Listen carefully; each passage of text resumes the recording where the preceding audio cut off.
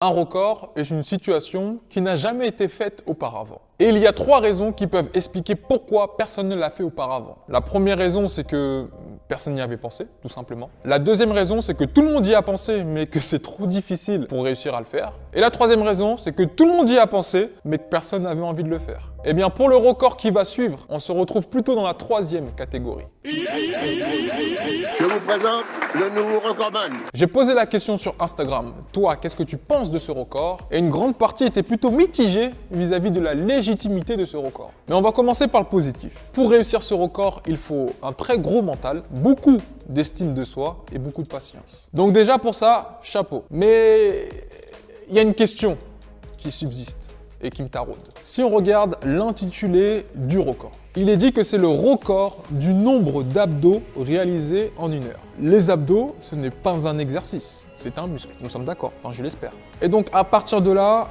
c'est un peu flou. D'après ce que j'ai pu voir ou lire sur les différents médias, les juges qui ont validé ce record ont comptabilisé le nombre de contractions abdominales. Mais c'est tout aussi flou. Peut-être si j'enlève mes lunettes. Non, c'est encore plus flou d'ailleurs. Il existe plusieurs types de contractions. Tu peux contracter tes abdominaux en restant assis sur une chaise. Alors je me demande pourquoi. De base, je suis comme ça, moi. Oui, non mais c'est pas bon ça.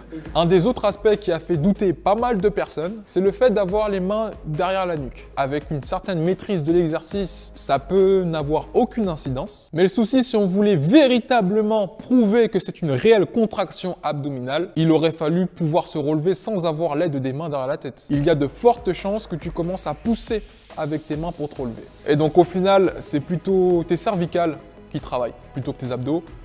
C'est pas le but recherché, tu me diras. Après, c'est peut-être ça. Enfin, j'essaye de comprendre, mais j'arrive pas à comprendre.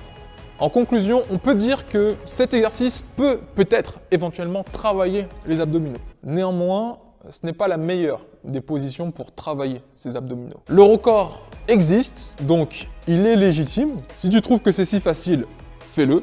Moi, personnellement, je ne le ferai jamais. Mais la véritable question, c'est faut-il tenter ce record? Est-ce que parce qu'une personne ne l'a pas encore fait, qu'on doit forcément le faire? À mon avis, il y a des choses qu'il faut éviter de faire.